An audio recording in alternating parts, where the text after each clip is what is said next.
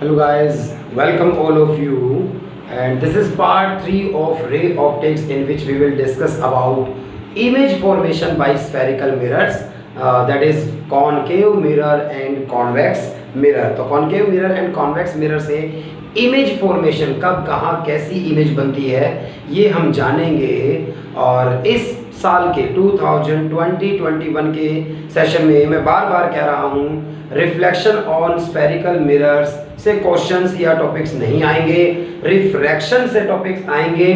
और अगले लेक्चर में रिफ्रैक्शन को मैं स्टार्ट कर दूंगा। आज मैं रिफ्लेक्शन की सारी बातों को खत्म कर दूंगा आपके साथ, ताकि अगर आपके एग्जाम में आ जाए इस तरह का तो आपको कोई भी परेशानी ना हो। इसलिए हमने रिफ्लेक्शन को पढ़ा है, क्योंकि आगे रिफ्लेक्टिंग टाइप टेलीस्कोप पढ़ाऊंगा ना आपको, तो आपको रिफ्लेक्शन की नॉलेज होनी चाहिए। इसलिए हमने इन टॉपिक्स को जाना है। तो आइए गाइस, हम आगे स्टार्ट करते हैं। मैंने लास्ट टाइम आपको रूल्स बताए थे। रूल्स ये थे कि अगर कॉनकेव मिरर है, प्रिंसिपल एक्सिस के पैरेलल अगर कोई रे आती है, after reflection on mirror, after reflection on concave mirror, ये फोकस से पास होगी। और अगर फोकस से आई है तो प्रिंसिपल एक्सिस के पैरेलल हो जाएगी। सेंटर ऑफ कर्वेचर से आई है तो पाथ रिट्रेस करेगी। पी पोल पर इंसिडेंट हुई है तो उतने ही एंगल पर क्या हो जाएगी, रिफ्लेक्ट हो जाएगी। ठीक इसी तरह से कॉन्वेक्स मिरर में प्रिंसिपल एक्सिस के पैरेलल आने वाली लाइट इस तरह से डाइवर्ज होगी, इस तरह से डाइवर्ज होगी कि देखने वाले को लगेगा फोकस से आई है, इसलिए वो डाइवर्जिंग मिरर है। और कॉनकेव इसलिए कन्वर्जिंग मिरर है। और आगे बात करें, जो फोकस पर जाना चाहती है कॉन्वेक्स की, वो प्रिंसिपल एक्सिस के पैरेलल रिफ्लेक्ट हो जाएगी। जो सेंटर ऑफ कर्वेचर पर जाना चाहती है, जा नहीं पाएगी, मिरर के पार नहीं जा सकती, वो अपना पाथ रिट्रेस करेगी। पोल पर जितने एंगल पर इंसिडेंट हुई है उतने ही एंगल पर मुड़ जाएगी कॉनकेव की तरफ। ये रूल्स आपको अगर याद हैं तो हम इमेज फॉर्मेशन की बात कर पाएंगे। ये रूल्स अगर आपको याद है तो हम इमेज फॉर्मेशन की बात कर पाएंगे।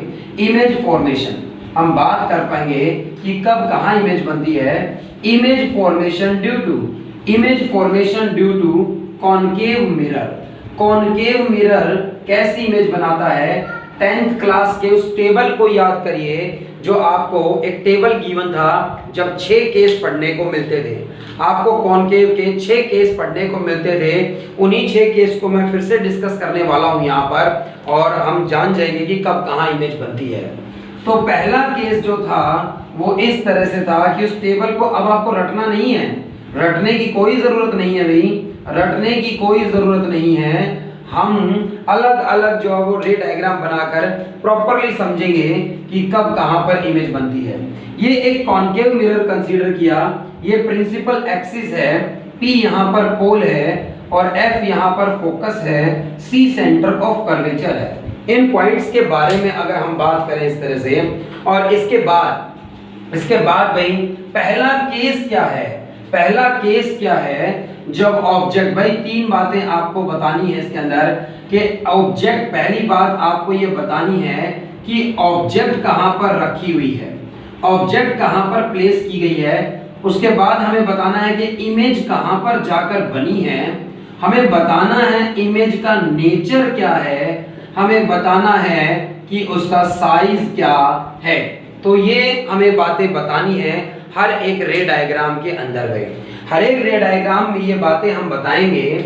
सबसे पहला केस था जब ऑब्जेक्ट कहां पर है, इंफिनिटी पर। सबसे पहला केस है जब ऑब्जेक्ट कहां पर है, इंफिनिटी पर है। अगर आपने बहुत दूर एक ऑब्जेक्ट को रख दिया है भाई, बहुत दूर डिस्टेंस पर एक ऑब्जेक्ट को आपने रख दिया है, तो बहुत दूर जब आपने एक ऑब्जेक्ट को रखा है इस कॉनकेव मिरर से, मैं इस तरह से एक ऑब्जेक्ट मैंने बहुत दूर इंफिनिटी पे कहीं एज्यूम कर ली, तो एक ऑब्जेक्ट इस तरह से है जो बहुत दूर इंफिनिटी पे है, ए बी ऑब्जेक्ट है ये। जैसे कि आप जानते हैं सन हमारी अर्थ से बहुत ज्यादा दूर है। और इस कॉनकेव मिरर के साइज की बात करी जाए, इस कॉनकेव मिरर के साइज की बात करी जाए तो इसका एपर्चर इतना छोटा है कि कॉनकेव मिरर है ये, और इसका एपर्चर इतना छोटा है, ये डायमीटर इसका। सन को हम इंफिनिटी पे मानेंगे और सन की आने वाली इमेज ये आप एक कॉपी रखेंगे या अपने हाथ पर इस तरह से फोकस करेंगे, सन से आने वाली रेज एक पॉइंट पर कन्वर्ज होंगी और एक पॉइंट पर छोटी सी इमेज बन जाएगी, एक छोटा सा स्पॉट बन जाएगा, एक छोटा सा स्पॉट बन जाएगा। तो आप ये देखेंगे यहाँ पर, आप ये जान पाएंगे यहाँ पर कि ये एक ऑब्जेक्ट है ए बी। जब ऑब्जेक्ट इंफिनिटी पे होती है रेज हमेशा पैरेलल कंसीडर करेंगे भाई। तो इंफिनिटी पर जब ऑब्जेक्ट है रेज पैरेलल आएंगी और इस वक्त ये रेज प्रिंसिपल एक्सिस के पैरेलल आएंगी। इस वक्त ये रेज आप देख पा रहे हैं प्रिंसिपल एक्सिस के पैरेलल आई इस तरह से, और प्रिंसिपल एक्सिस के पैरेलल जब रे आई है इस तरह से, दो रे कंसीडर करिए भाई। रे डायग्राम बनाने के लिए हमें कम से कम दो रे की जरूरत होती है भाई, दो रे की जरूरत है। तो प्रिंसिपल एक्सिस के पैरेलल आने वाली ये रे, रूल के अकॉर्डिंग चलिए भाई, प्रिंसिपल एक्सिस के पैरेलल आने वाली ये इस पॉइंट पर रिफ्लेक्शन के बाद फोकस पर जाएगी, इस पॉइंट पर रिफ्लेक्शन के बाद ये फोकस पर चली गई है इस तरह से, और वो ऊपर भी एक पैरेलल रे आई है, ऊपर भी प्रिंसिपल एक्सिस के पैरेलल आई है। आफ्टर रिफ्लेक्शन ये वाली रे भी तो कहां पर आ जाएगी, फोकस पर आ जाएगी, और दोनों आकर फोकस पर क्या कर रही हैं, इंटरसेक्ट कर रही हैं। दोनों आकर फोकस पर क्या कर रही हैं, इंटरसेक्ट कर रही हैं। जहां इंटरसेक्ट करेगी वहां इमेज होगी। तो जब आपने इंफिनिटी पर ऑब्जेक्ट को रखा है तो इमेज फोकस पर बनी है। रियल में लाइंस एक्चुअल में इंटरसेक्ट कर रही है, यहाँ पर लाइंस एक्चुअल में आकर इंटरसेक्ट कर रही हैं। जहां रेज एक्चुअल में इंटरसेक्ट करती हैं वहां पर रियल इमेज बनती है। रियल इमेज हमेशा ही इन्वर्टेड होती है, रियल इमेज हमेशा ही इन्वर्टेड होती है। आपको हमेशा रियल इमेज उल्टी दिखाई देगी, रियल इमेज आपको हमेशा ही उल्टी दिखाई देगी।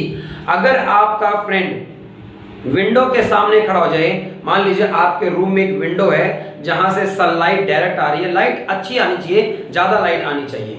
तो विंडो के सामने आपका एक फ्रेंड खड़ा है मान लीजिए, तो उसकी एक इमेज आप अगर ऐसे कॉनकेव मिरर रखकर अपने हाथ पर या अपनी स्क्रीन पर कॉपी पे बनाएंगे, आपको आपका फ्रेंड उल्टा दिखाई देगा। वहां पर आपको आपका फ्रेंड कॉपी पर उल्टा दिखाई देगा। वो सीधा खड़ा है, ऑब्जेक्ट सीधी है, लेकिन आपको स्क्रीन पर इमेज उल्टी दिखाई देगी। क्यों? क्योंकि रियल इमेज बनी है इस वक्त। रियल इमेज हमेशा ही कैसी होगी, इन्वर्टेड होगी। अगर मान लीजिए सन की तरफ आपने फोकस किया है, सन बहुत बड़ा है और उसका छोटा सा स्पॉट, इस कॉनकेव मिरर ने उसका एक छोटा सा स्पॉट बनाया है कॉपी पर। इतने बड़े सन की इतनी छोटी सी इमेज है तो वो हाईली डिमिनिश्ड है, मतलब बेहद छोटी बनी है भाई, हाईली डिमिनिश्ड बनी है। इस केस में जो इमेज बनेगी वो हाईली डिमिनिश्ड बनेगी, इस केस में जो इमेज बनेगी वो हाईली डिमिनिश्ड बनेगी।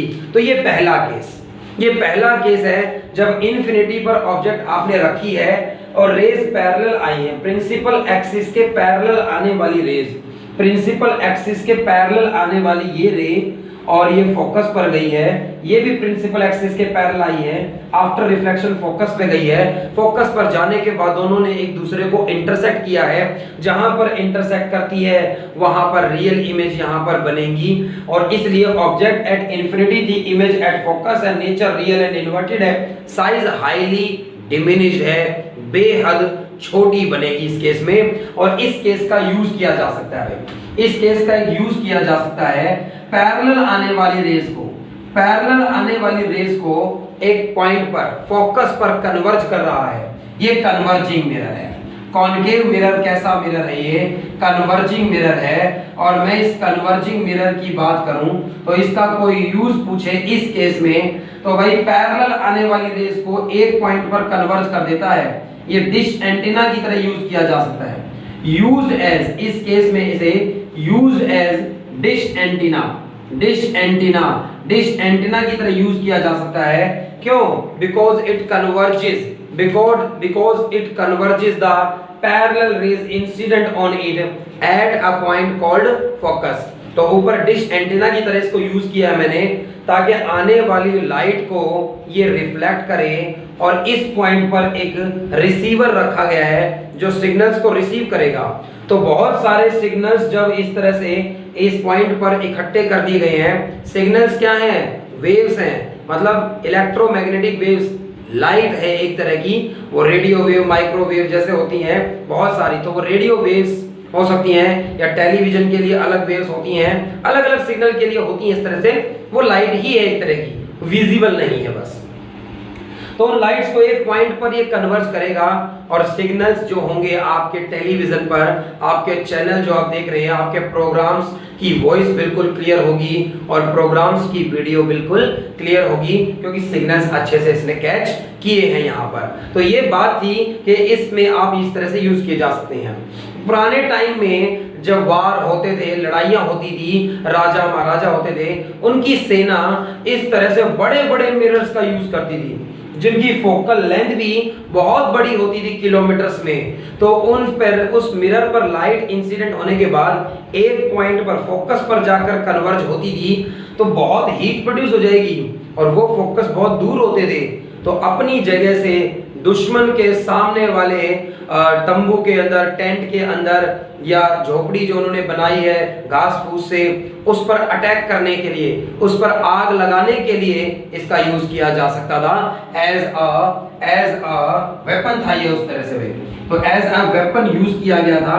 तो एंशिएंट टाइम्स की बात करें, पुराने टाइम की बात करें, 500 700 800 साल पुरानी बात करें, टेक्निक्स बहुत थी भाई, टेक्निक्स की नॉलेज लोगों को खूब थी भाई। इस तरह से हमें बस वो लिखी हुई किसी किताबों में लिखी हुई नहीं मिली है, अदरवाइज पुराने टाइम में लोगों के पास साइंस एंड टेक्निक्स बहुत थी, बहुत टेक्निक्स का वो यूज करते थे। दूसरे केस की बात करेंगे, फिर से एक कॉनकेव मिरर कंसीडर करिए, और इस कॉनकेव मिरर को एक साइड से सिल्वर पॉलिश कर दिया गया है। तो ये सिल्वर पॉलिश करने के बाद ये प्रिंसिपल एक्सिस कंसीडर करिए इसकी, और ये P पॉइंट यहाँ पर पोल है, F पॉइंट यहाँ पर फोकस है। जितनी दूर P पॉइंट से F होगा उतनी ही दूर F पॉइंट से C होना चाहिए। ये डिस्टेंस और ये डिस्टेंस इक्वल होगा, तभी आपका डायग्राम अच्छा बनेगा, क्योंकि ये होते हैं इस तरह के। तो इस तरह से ये होते हैं। और अब की बार जो ऑब्जेक्ट है C से थोड़ा पीछे रखिए इसको, कहने का मतलब ये A B ऑब्जेक्ट जो है, आप इंफिनिटी से थोड़ा आगे आए तो आप मिरर के नजदीक आ गए हैं, लेकिन अभी C के पीछे हैं। इस तरह से C पॉइंट से पहले हैं आप, तो ये A B ऑब्जेक्ट जो है, इस A B ऑब्जेक्ट की बात करें तो ये C से पहले बियॉन्ड C रखी हुई है। एक रे पैरेलल आएगी, पैरेलल आने वाली रे फोकस पर चली जाएगी, पैरेलल आने वाली रे फोकस पर चली जाएगी, फोकस के थ्रू पास करी जाएगी। पैरेलल आने वाली रे को फोकस के थ्रू पास किया गया है। उसके बाद एक और रे कंसीडर करिए। रे डायग्राम बनाने के लिए दो चाहिए। सेंटर ऑफ कर्वेचर से पास करी है मैंने, सेंटर ऑफ कर्वेचर से आने वाली रे मिरर पर रिफ्लेक्शन के बाद अपना पाथ रिट्रेस करेगी, क्योंकि ये खुद नॉर्मल है, वापस चली जाएगी, रूल्स पढ़े हमने। और यहाँ पर इन दोनों ने एक दूसरे को इंटरसेक्ट किया। पैरेलल आने वाली रे फोकस से गई है, सेंटर ऑफ कर्वेचर वाली रे अपना पाथ रिट्रेस कर गई है, और यहाँ जहां पर ये दोनों इंटरसेक्ट करे, ए से लाइट आएगी तो ए पॉइंट की इमेज यहाँ बनेगी, और ऐसे हर एक पॉइंट की इमेज बनते बनते इस तरह की इमेज यहाँ पर बनेगी। ए डैश बी डैश नाम दीजिए इसको। ये एक इमेज बनी है, ये यहाँ पर एक इमेज बनी है। डायग्राम आप हर बच्चे को क्लियरली समझ में आया होगा, डायग्राम हर बच्चे को क्लियरली समझ में आया हो। और इसके बारे में लिख दीजिएगा कि ऑब्जेक्ट कहाँ पर है, ये पूछे तो ऑब्जेक्ट बियॉन्ड सी रखी हुई थी, सी से पहले रखी हुई थी। पूछे इमेज कहाँ पर बनी है, और भाई इमेज बनी है between C and F, between C and F, तो सी और एफ के बीच में कहीं बन गई है। नेचर पूछेगा, लाइट एक्चुअल में आई है, रियल होगी, रियल हमेशा ही इन्वर्टेड होगी, रियल के साथ हमेशा ही इन्वर्टेड लिखा जाएगा। और साइज पूछा जाए तो अभी भी ये ऑब्जेक्ट से छोटी बनी है, और इसीलिए साइज हम इसका कहेंगे डिमिनिश्ड कहेंगे। साइज इसका क्या कहेंगे, डिमिनिश्ड कहेंगे। हर बच्चे को ये बात बिल्कुल क्लियर हो, हर बच्चे को ये बात बिल्कुल क्लियर है इस तरह से, और होनी चाहिए कि इस तरह के केस में, इस केस में इस तरह की इमेज देखने को मिल जाएगी। अगली बात करें भाई, अगले केस की बात करेंगे। तो अगले केस की जब बात करें, यहाँ पर अगले केस की बात करेंगे कॉनकेव मिरर का केस नंबर 3 है। ये कॉनकेव मिरर है और ये इसकी प्रिंसिपल एक्सिस है भाई। ये प्रिंसिपल एक्सिस पर P पोल है यहाँ पर, और यहाँ पर F फोकस है, C सेंटर ऑफ कर्वेचर है, और सेंटर ऑफ कर्वेचर पर ही ऑब्जेक्ट को रख दीजिए भाई। सेंटर ऑफ कर्वेचर पर ही आप ऑब्जेक्ट को रख दीजिएगा। सेंटर ऑफ कर्वेचर पर ही आप ऑब्जेक्ट को रख दीजिए भाई। सेंटर ऑफ कर्वेचर पर ही ऑब्जेक्ट को रख लिया हमने अब की बार। सेंटर ऑफ कर्वेचर पहले इंफिनिटी पे थे, उसके बाद इंफिनिटी से आप बियॉन्ड सी आए, अब सी पर आ गए हैं। तो ये ए बी ऑब्जेक्ट है किस तरह से, इस ऑब्जेक्ट से एक रे पैरेलल ली है भाई हमने। पैरेलल जो रे आपने कंसीडर करी है, पैरेलल आने वाली ये रे after reflection on concave mirror focus से पास हो जाएगी। After reflection on concave mirror focus से चली जाएगी इस तरह से। और एक और रे चाहिए आपको रे डायग्राम बनाने के लिए। एक रे मैंने फोकस से कंसीडर करी है, एक रे मैंने फोकस से कंसीडर करी है, और आपको तो रूल्स पता है कि फोकस से आने वाली रे, फोकस से आने वाली रे प्रिंसिपल एक्सिस के पैरेलल जाएगी। ये रे जो इस तरह से फोकस से आई है, फोकस से आने वाली ये रे after reflection, after reflection, after reflection ये यहाँ पर प्रिंसिपल एक्सिस के पैरेलल जाएगी। आफ्टर रिफ्लेक्शन ये प्रिंसिपल एक्सिस के पैरेलल जाएंगी, और ये दोनों रेज में बिल्कुल सी के नीचे ही एक दूसरे को इंटरसेक्ट करेंगी। तो ये ए डैश पॉइंट बनेगा, तो बिल्कुल इसके नीचे ही ये इसको इंटरसेक्ट करेगी। जब आप अच्छे से कॉपी में इसके बनाएंगे तो हर चीज इस तरह से मैच करेगी बिल्कुल। तो हर बच्चे को ये समझ में आए कि ऑब्जेक्ट जब सेंटर ऑफ कर्वेचर पे रखी, एक रे पैरेलल आई जो फोकस से चली गई, एक फोकस से आई जो पैरेलल हो गई है, तो ऑब्जेक्ट जब कहां पर रखी हुई है, at C centre of curvature पर, इमेज कहां पर बनेगी, at C centre of curvature पर ही बन जाएगी। नेचर एक बार फिर कैसा होगा, रियल होगा, और रियल हमेशा ही कैसी होती है, इन्वर्टेड। साइज कैसा होगा, सेम साइज में।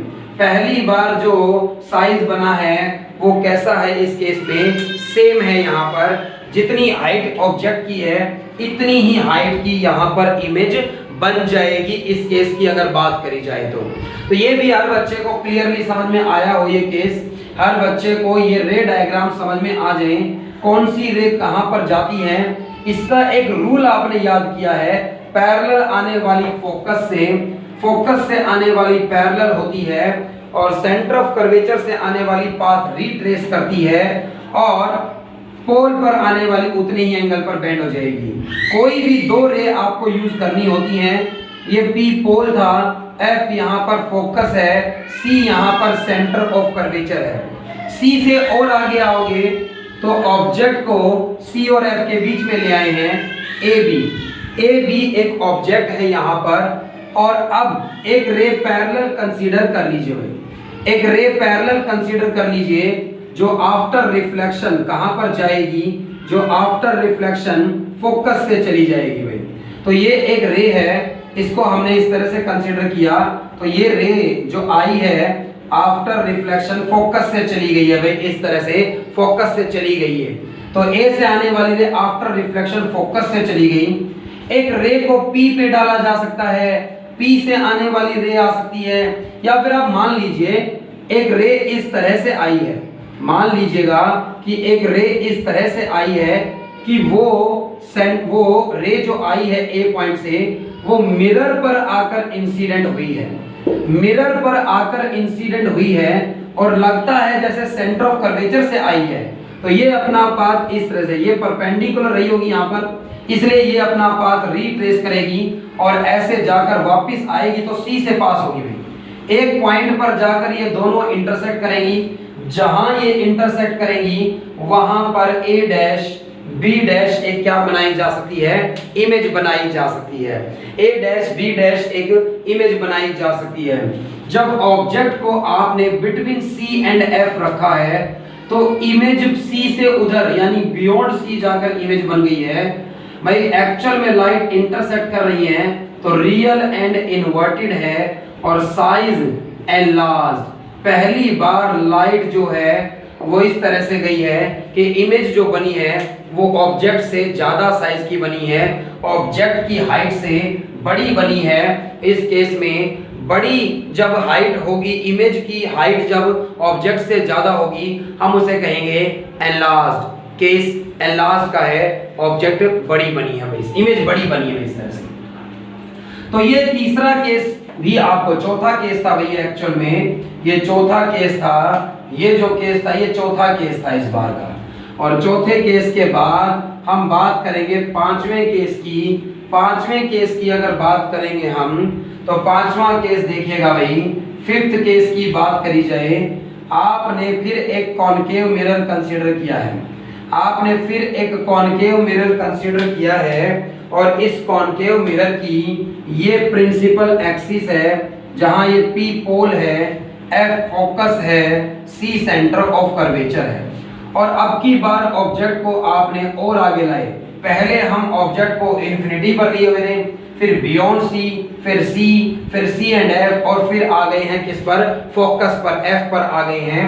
F पर जब आप ऑब्जेक्ट रखोगे, फिर से एक रे कंसीडर कर लीजिए, एक रे इस तरह से कंसीडर कर लीजिए, लगता है कि सेंटर ऑफ कर्वेचर से आई है, और ऐसा लगेगा तो आफ्टर रिफ्लेक्शन, आफ्टर रिफ्लेक्शन ये अपना पाथ क्या करेगी, रिट्रेस। आई तो ये ए पॉइंट से, ए पॉइंट से चलकर गई है, पर यहां पर परपेंडिकुलर गिरी है। परपेंडिकुलर तब आती है जब सेंटर ऑफ कर्वेचर से क्रॉस कर रही हो, इसलिए रिट्रेस करा दिया मैंने, और सेंटर ऑफ कर्वेचर से निकल गई है इस तरह से। और भाई उसके बाद एक रे को पोल पर डाला जाए, या पैरेलल ले लीजिए भाई, प्रिंसिपल एक्सिस के पैरेलल एक रे को कंसीडर करिए, प्रिंसिपल एक्सिस के पैरेलल एक रे को कंसीडर करिए। आफ्टर रिफ्लेक्शन ये फोकस से जानी चाहिए, आफ्टर रिफ्लेक्शन ये फोकस से जानी चाहिए, और फोकस से जब जाएगी तो ये दोनों रेज पैरेलल हो जाएंगी भाई, फोकस से जब जाएंगी तो दोनों रेज पैरेलल हो जाएंगी, और डॉट डॉट डॉट लगा दीजिए इस तरह से। हमने ऐसा मान लिया है कि ये कहीं इन्फिनिटी पर जाकर इंटरसेक्ट करेंगी। अब ये मत सोचना कि भाई पैरेलल रेज तो कभी इंटरसेक्ट नहीं करेंगी, आपकी बात ठीक है। तो ये हम सिर्फ ये शेड्यूल बता रहे हैं, इन्फिनिटी पर इमेज बनने का मतलब हम ये लिखना चाहते हैं कि आफ्टर रिफ्लेक्शन लाइट्स पैरेलल हो गई हैं। तो जैसे पैरेलल इन्फिनिटी से आई थी और फोकस पर इमेज बन रही थी, फोकस पे जब रखूंगा लाइट पैरेलल हो गई है, तो हमने ऐसा लिख देंगे कि इमेज इन्फिनिटी पर जाकर बन रही है इस तरह से। तो ऑब्जेक्ट जब कहां पर रखी गई है, एट फोकस पर रखी गई है, तो इमेज एट इन्फिनिटी पर जाकर बनेगी। और भाई इस केस में नेचर रियल एंड इन्वर्टेड होगा, रियल एंड इन्वर्टेड होगा, रेज एक्चुअल में जा रही है वहां। और साइज कैसा होगा भाई, हाईली एनलार्ज्ड। साइज कैसा होगा, हाईली एनलार्ज, बहुत बहुत बड़ी बनेगी भाई, ये इमेज बहुत बहुत क्या बनेगी, बड़ी बनेगी इस केस के अंदर। तो ये पांचवा केस भी हर बच्चे को क्लियर हो, ये पांचवा केस भी हर बच्चे को क्लियर हो। इस केस में ये जो केस आपने पढ़ा है, फोकस पर जब ऑब्जेक्ट आपने रखी है, फोकस पर जब ऑब्जेक्ट आपने रखी है, तो फोकस से आने वाली रेज को क्या कर दिया इसने, पैरेलल। फोकस से आने वाली रेज को क्या कर दिया, पैरेलल। पैरेलल बीम दूर तक ट्रेवल करती है भाई। अगर आपने एक बल्ब लगाया है तो वह आपके रूम में रोशनी कर सकता है, बड़ा रूम होगा तो पूरे में, क्यों, क्योंकि एक पॉइंट सोर्स अगर है लाइट का एक पॉइंट सोर्स है इस तरह का, बल्ब की तरह, तो उससे आने वाली लाइट इस तरह से अलग अलग डायरेक्शन में डाइवर्ज हो रही है, ज्यादा दूर तक स्ट्रेंथ नहीं रहेगी। लेकिन जब टॉर्च की बात करें तो रेज कैसी होती हैं, पैरेलल। गाड़ी की हेडलाइट्स कैसी होती हैं, पैरेलल। तो गाड़ी की हेडलाइट से जो बीम आ रही है, आप अगर हाई बीम लो बीम करेंगे अपनी स्कूटी बाइक के अंदर, आप देखेंगे एक बीम बन जाती है जो दूर तक ट्रेवल करती है। तो दूर तक कब ट्रेवल करेगी, जब रेज कैसी होंगी, पैरेलल होंगी। और पैरेलल रेज कैसे हो सकती हैं, अगर कॉनकेव मिरर के फोकस पर रख दिया जाए सोर्स, फोकस से आने वाली लाइट को कॉनकेव मिरर पैरेलल बना देगा। और इसीलिए इस केस में, ये जो पांचवा केस आपने पढ़ा है, इस केस में concave mirror is used as, इस केस की मदद से concave mirror is used as, concave mirror is used as used in, concave mirror is used in headlights of mirror, headlights of automobiles, headlights of automobiles, automobiles and torches, torch के अंदर use करते हैं, और automobiles गाड़ियों की headlights में, scooty, bike या car, बस, ट्रक जो भी व्हीकल होते हैं उनकी हेडलाइट्स में हम इनका यूज करते हैं ताकि पैरेलल बीम प्रोड्यूस करे और दूर तक लाइट ट्रेवल करे। तो रिफ्लेक्शन ऑन कॉनकेव मिरर खत्म करने को है भाई हम बिल्कुल reflection on concave mirror, image formation by concave mirror खत्म करने को है। ये छठा इंपॉर्टेंट केस पढ़कर ले। ये छठा इंपॉर्टेंट केस ये है कि एक कॉनकेव मिरर अगर आपके सामने है, सिल्वर पॉलिश कर दिया गया है, P उसकी प्रिंसिपल है और F उसके लिए फोकस है, C सेंटर ऑफ कर्वेचर है। फोकस के भी अंदर ऑब्जेक्ट आ गई है भाई। अगर फोकस के भी अंदर आ जाएगी ऑब्जेक्ट तो फिर भाई अब रियल इमेज नहीं बन पाएगी, क्योंकि एक रे कंसीडर करिए जो नॉर्मल आई हो। ये नॉर्मल आने वाली रे ने सेंटर ऑफ कर्वेचर से अपना पाथ क्या किया होगा, रिट्रेस भाई। इसने अपना पाथ क्या किया होगा, रिट्रेस भाई। सेंटर ऑफ कर्वेचर से अपना पाथ रिट्रेस कर लिया इसने इस तरह से। और एक रे कंसीडर करिए भाई, एक रे हमने कंसीडर करी, P पोल पर डाल दी भाई। पोल पर जो लाइट गई है वो उतने ही एंगल पर नीचे की तरफ बेंड हो गई होगी भाई। पोल पर जो लाइट गई है वो इतने ही एंगल पर नीचे की तरफ बेंड हो गई होगी। जब कोई ऑब्जर्वर यहाँ बैठकर देख रहा होगा और उसकी आंखों में जब ये रेज पहुंचेगी, उसकी आंखों में ऑब्जर्वर की आईज में तो ऑब्जर्वर जो है, ऑब्जर्वर की आईज में जब ये लाइट पहुंचेगी उसे तो प्रोड्यूस करने की आदत है भाई। उसे तो लगता है ये लाइट कहां से आई होगी, ऐसा सोचने की आदत है। और जब उसने ये कोशिश करी जानने की कि ये लाइट कहां से आई है, तो प्रोड्यूस करने पर उसे लगता है कि ये लाइट्स यहां जाकर इंटरसेक्ट कर रही हैं भाई, ये रेज यहां जाकर कहीं इंटरसेक्ट करेंगी इस तरह से। तो जब देखने वाला ये सोचेगा कि लाइट कहां से आई है, दोनों रेज को उसने प्रोड्यूस करके देखा, एक पॉइंट से उसे इंटरसेक्ट करती हुई दिखाई दी भाई। हर एक पॉइंट के साथ जब ऐसा ही होगा तो एक A dash B dash image behind the mirror बनेगी भाई। मिरर के पीछे लाइट रिफ्लेक्शन हो रहा है भाई, मिरर के पीछे लाइट जा ही नहीं सकती, मिरर के पीछे लाइट जा ही नहीं सकती। और जब मिरर के पीछे लाइट जा ही नहीं सकती तो इसका मतलब वहां पर वर्चुअल इमेज बनी है, और वर्चुअल इमेज हमेशा इरेक्ट होती है। देख लीजिए सीधी बनी है, ये जैसी ऑब्जेक्ट रखी है वैसे ही सीधी बन गई है इस तरह से। तो इस केस की बात करी जाए, ऑब्जेक्ट जब बिटवीन F एंड P रखी है आपने, ऑब्जेक्ट F एंड P के बीच में रखी है, तो इमेज बिहाइंड द मिरर बन गई है, इमेज बिहाइंड द मिरर बन गई है। और नेचर उसका वर्चुअल है भाई। जहां पर लाइट गई ही नहीं वहां पर डॉटेड लाइंस बनेगी, इमेज वहां पर डॉटेड बनेगी, और उसका मतलब है वर्चुअल भाई। तो वर्चुअल एंड इरेक्ट, वर्चुअल हमेशा ही सीधी होगी भाई। ये बिल्कुल ये पेयर कभी नहीं टूटेगा। रियल के साथ हमेशा इन्वर्टेड लिखा जाएगा एंड वर्चुअल के साथ हमेशा ही इरेक्ट लिखा जाएगा। एंड साइज एनलार्ज्ड, इस केस में जो इमेज बनने वाली है वो बड़ी बनी है साइज के अंदर, एनलार्ज्ड है इस तरह से, वर्चुअल है, स्क्रीन पर नहीं देखी जा सकती। मिरर के पीछे बनी है, लाइट जाएगी ही नहीं, स्क्रीन पर लाइट पहुंचेगी ही नहीं। स्क्रीन पर जब लाइट ही नहीं जाएगी तो स्क्रीन पर कोई इमेज भी नहीं बनेगी यहाँ पर। तो इस केस में आप हर बच्चा ये जान गया है कि भाई इस केस में जब F एंड P के बीच में आप ऑब्जेक्ट को लाते हैं, इसीलिए आप इसके अंदर देख लीजिएगा, अगर मैं आपकी स्क्रीन के बहुत पास ले आऊंगा अपने इस कॉनकेव मिरर को, बहुत पास ले आऊंगा अपने इस कॉनकेव मिरर को, तो आप सीधी इमेज देख पाएंगे। ऐसे देखिएगा, ये मैंने फिंगर रखी है और इस फिंगर की एक बड़ी इमेज बनाएगा। ये जब दूर है तो इमेज दिखाई ही नहीं देगी आपको, क्योंकि इन्वर्टेड बना रहा है, बड़ी बना रहा है। और जब मैं इस तरह से पास ला रहा हूँ इसको, तो ये देखिए मेरी फिंगर की एक बड़ी इमेज बना रहा है। आप स्क्रीन में इसे देख पा रहे होंगे क्योंकि मैं भी स्क्रीन पर देख पा रहा हूँ। तो फिंगर की एक बड़ी इमेज बना पा रहा है। एक और एग्जांपल पेन का दिया जा सकता है आपको कि ये पेन की पॉइंट देखिए छोटी सी है, और इसके अंदर जैसे जैसे पास लाओगे ये बड़ी इमेज बनाएगा इस तरह से। तो इसकी एक बड़ी इमेज बन रही है, थोड़ी इससे बड़ी इमेज बन रही है, दिखाई देगी आपको। तो ये बड़ी इमेज दिखाई देगी इस तरह से। और आप अपने फेस के पास लेकर आइए, आप अपने फेस को बड़ा देख पाएंगे इसके अंदर में। आप इसके अंदर देखेंगे ये जो बोर्ड पर जो आपकी स्क्रीन पर कुछ शो हो रहा है, इस मोबाइल को बड़ा दिखाएगा ये, तो बड़ा दिखा रहा है इस मोबाइल को इस तरह से। क्यों?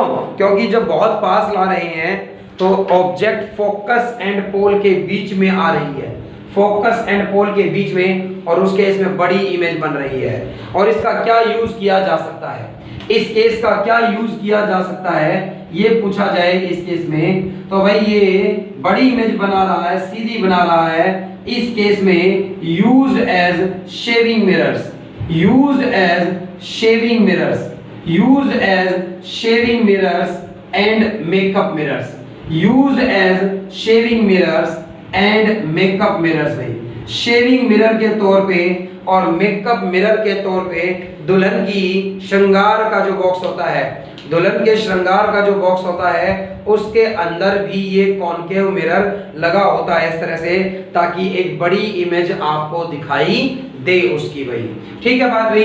तो ये भी केस आप सभी को समझ में आया है। भाई डेंटिस्ट यूज करते हैं, डेंटिस्ट भी यूज करते हैं ताकि वो पेशेंट के माउथ के अंदर के छोटे छोटे दांत जो हैं उनकी एक बड़ी पिक्चर देख सकें, ये जानने के लिए कि जो टिथ हैं उसमें डीके कहां पर है, उसमें डीके कहां पर है इसका। तो ये सभी बच्चों को समझ में आया कि कॉनकेव मिरर में इस तरह के 6 केस बनते हैं। कॉन्वेक्स ने कैसी इमेज बनाई होगी ये भी जान लेते हैं भाई एक बार, और बहुत आसान है इसके केस। तो image formation by convex mirror की बात करी जाए, image formation by convex mirror की बात करी जाए तो कॉन्वेक्स मिरर कैसी इमेज बनाता है अगर ये आपसे पूछा जाए, तो कॉन्वेक्स का पहला केस है, कॉन्वेक्स का पहला केस है इस तरह से। वैसे तो आप ऑब्जेक्ट को कहीं पर भी रख दीजिए और पोजीशन पर डिपेंड नहीं करता, कॉनकेव हमेशा ही वर्चुअल इमेज बनाएगा। P इसका पोल है यहाँ पर, P इसका पोल है यहाँ पर, और P यहाँ पर पोल है, F यहाँ पर फोकस है, और C यहाँ पर सेंटर ऑफ कर्वेचर। और ऑब्जेक्ट एक बार इंफिनिटी पे रखी हुई है, A B ऑब्जेक्ट, एक रे पैरेलल आई प्रिंसिपल एक्सिस के, एक B से पैरेलल आई प्रिंसिपल एक्सिस के, इस तरह से डाइवर्ज कर दिया, इस तरह से डाइवर्ज कर दिया, प्रोड्यूस करने पे लगता है फोकस से आई होगी, इस तरह से डाइवर्ज कर दिया इसको, प्रोड्यूस करने पर इस तरह से डाइवर्ज किया है, इस तरह से रे को डाइवर्ज किया है, यहाँ पर भी इस तरह से रे को डाइवर्ज करेगा कि भाई प्रोड्यूस करने वाले को लगेगा कि फोकस से आई होगी, जहां से आती हुई लग रही है वहीं पर एक इमेज बनेगी। 2 पैरेलल रेज आई है मान लो, एक ऊपर एक है, दोनों ऑब्जर्वर की आईज में जब जाएंगी उसे लगेगा कि ये फोकस से आई हैं। तो जब आप बात करेंगे ऑब्जेक्ट की, जब आप बात करेंगे ऑब्जेक्ट की और ऑब्जेक्ट एट इंफिनिटी पर रखी हुई है तो इमेज एट फोकस बन गई है, फोकस पर इमेज बन गई है। और भाई नेचर पूछा गया है आपसे, भाई इसकी फोकस तो मिरर के उस तरफ है, उस तरफ लाइट जा ही नहीं सकती, और जहां लाइट नहीं गई वहां पर इमेज वर्चुअल बनने वाली है। वर्चुअल इमेज हमेशा ही इरेक्ट होती है भाई, वर्चुअल इमेज हमेशा ही सीधी बनेगी, इरेक्ट होगी, और साइज होगा हाईली डिमिनिश्ड इस केस में, साइज होगा हाईली डिमिनिश्ड इस केस में। तो बहुत छोटी इमेज बन रही है, तो बड़ी बड़ी ऑब्जेक्ट्स की छोटी इमेज बनाता है ये मिरर और सीधी बना रहा है। That's why convex mirror is used as rear view mirror. Rear view mirror गाड़ियों के साइड में जो लगा हुआ है, और हम ये केस से जान सकते हैं कि ये रियर व्यू मिरर के तौर पे क्यों यूज किया जाता है, क्योंकि बड़ी ऑब्जेक्ट्स की छोटी इमेज बना रहा है, इसलिए वाइड रेंज ऑफ व्यू बताएगा। वाइड रेंज ऑफ व्यू मतलब ज्यादा ऑब्जेक्ट्स को, ज्यादा एरिया को छोटी जगह में दिखाएगा आपको। इसीलिए गाड़ियों में जो साइड में पीछे को देखने के लिए ड्राइवर के लिए जो रियर व्यू मिरर लगे हुए हैं वो कॉन्वेक्स मिरर हैं, और आपकी बाइक स्कूटी वगैरह में भी। हम इसका एक और केस पढ़ लेते हैं, फर्क कोई पड़ता नहीं, इसका नेचर नहीं बदलेगा, लेकिन हम इस तरह से जानने की कोशिश कर सकते हैं कि अगर ये मान लीजिए P पोल है और ये F फोकस है और ये C centre of curvature, object अगर थोड़ी सी आगे आ जाती है, अगर मिरर के पास लाकर कहीं पर रख दिया जाए, यहाँ कहीं मिरर के पास लाकर A B ऑब्जेक्ट को रख दिया जाए, तो क्या होने वाला है भाई, एक रे पैरेलल आई है, पैरेलल आने वाली रे को इस तरह से डाइवर्ज किया, इस तरह से डाइवर्ज किया कि प्रोड्यूस करने पे लगता है कहां से आई है, फोकस से आई है। एक और रे कंसीडर करिए, एक और रे की बात करी जाए, एक और रे हमने कंसीडर करी है और इस तरह से कंसीडर करी है, प्रोड्यूस करने पे लगता है कहां जाना चाहती है, सेंटर ऑफ कर्वेचर पर। प्रोड्यूस करने पे लगता है सेंटर ऑफ कर्वेचर पे जाना चाहती है, सेंटर ऑफ कर्वेचर पर जा नहीं पाएगी, अपना पाथ क्या करेगी, मिरर पर परपेंडिकुलर गिरी है, आफ्टर रिफ्लेक्शन क्या करेगी, अपना पाथ रिट्रेस कर जाएगी, वापस चली जाएगी इसी तरह से। और जब वापस चली जाएगी भाई इस तरह से, तो ये दोनों रेज एक सेंटर ऑफ कर्वेचर से आती हुई लग रही है, एक फोकस से, और यहाँ इंटरसेक्ट कर रही है भाई दोनों, यहाँ दोनों इंटरसेक्ट कर रही हैं। तो फिर भाई ये डॉटेड मतलब एक ए डैश बी डैश इमेज बनेगी। इस बार भी लाइट मिरर के पार जा नहीं सकती, तो इस केस में ये इमेज जो है वो वर्चुअल इमेज है भाई। इस केस में ये जो इमेज है वो वर्चुअल इमेज बन रही है यहाँ पर, लेकिन साइज थोड़ा सा बढ़ गया बस इस केस में।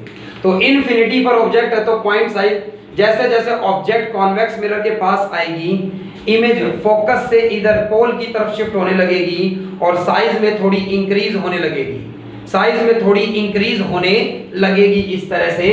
ऐसी बात ही तो ऑब्जेक्ट की बात करी जाए, object in front of mirror है, object in front of mirror है, कहीं पर मिरर के सामने कहीं रखा गया इसे, और इमेज, इमेज इस केस के अंदर between, image between P and F बनेगी। नेचर तो इसका वर्चुअल ही रहेगा, नेचर तो इसका वर्चुअल ही रहेगा, वर्चुअल एंड इरेक्ट होगा, और साइज पूछा जाए तो डिमिनिश्ड होगा, छोटी साइज की इमेज बनेगी, छोटी साइज की क्या बनेगी, इमेज बनेगी। और इस केस में कभी आपसे पूछा जाए क्या चेंजेस देखने को मिलेंगे जब ऑब्जेक्ट मूव करी जा रही है मिरर की तरफ है, तो आपसे पूछा जाए कि इन कॉन्वेक्स मिरर, आपसे पूछा जाए in convex mirror, in convex mirror what will be the change, what will be the change, what will be the change if object is moved, if object is moved towards, if object is moved, if object is moved towards, if object is moved towards mirror, अगर mirror की तरफ ला रहे हो तो क्या change आएगा इसके अंदर, और इसका आंसर हम ये लिख सकते हैं, इसका आंसर लिखेंगे the image will increase in size, the image will increase in size, the image will increase in size, the image will increase in size, the image will increase in size and will move, and will move, and will move towards, and will move towards pole, और पोल की तरफ move करने लगेगी, and will move towards पोल। तो ये infinity पे जब object थी तो इमेज फोकस पर बन रही थी, और जब ऑब्जेक्ट पास लाई जाएगी तो इमेज फोकस से पोल की तरफ मूव करने लगेगी। यूजेस पूछे जाए भाई इसके, तो कॉन्वेक्स मिरर का खास यूज यही है, used as rear view mirror, used as rear view mirror, rear view mirror because it gives, because it provides, because it provides, because it provides, because it's provides wide range of view, wide range of view, wide range of view मतलब ज्यादा area को छोटी जगह में दिखाने की काबिलियत है इसके अंदर, और इसीलिए मैं इसको कॉन्वेक्स को रियर व्यू मिरर के तौर पे यूज करूंगा। देखा आपने, अब की बार मेरा हाथ छोटा दिखाई दे रहा है, ये खुद की इमेज जो स्क्रीन से बना रहा है वो छोटी बना रहा है। दूर ले जाऊं, देखिए हमारी पूरी इमेज दिखाई दे रही है इसके अंदर, हमारी पूरी इमेज, हमारा पूरा मोबाइल दिखाई दे रहा है छोटे से मिरर के अंदर। तो इसीलिए हम कहेंगे कि ये वाइड रेंज ऑफ व्यू देता है, छोटी इमेजेस बनाता है, इसीलिए वाइड रियर व्यू मिरर के तौर पर इसको यूज किया जाता है। भाई कौन मिरर्स की नॉलेज होगी आपको तो आपको समझ में आएगा रिफ्लेक्शन कैसा होता है, लाइट किस तरह से रिफ्लेक्ट होती है, फिर रिफ्रैक्शन पढ़ने में भी मजा आएगा। अब मैं इसे किसी टेस्ट में ये क्वेश्चन नहीं आएंगे, आपके बोर्ड में भी इस साल ये क्वेश्चन नहीं आएंगे, मैं भी किसी टेस्ट में मिरर्स की बात नहीं करूंगा, लेकिन मैंने इन पहले 3 लेक्चर्स में आपको ये नॉलेज देने की कोशिश करी है। मैं एक मिरर फॉर्मूला बताऊंगा इसके ऊपर और 1-2 न्यूमेरिकल कराऊंगा इसको, और इसके बाद इसको हम खत्म कर देंगे इस टॉपिक को, और हम इस चैप्टर की रियल बातों पे चलेंगे जो इस साल के अकॉर्डिंग पूछे जाने वाले हैं, और 2020-21 के सेशन के लिए मैं बात कर रहा हूं फिलहाल, और वो है आपके लिए रिफ्रैक्शन। तो तब तक गाइस पढ़ते रहिए, मेहनत करिए, नेक्स्ट टाइम हम मिलेंगे नए टॉपिक, मतलब इसके आगे पढ़ने के साथ साथ शुरू करेंगे इसकी कि कैसे प्रैक्टिस की जानी चाहिए। Thanks guys.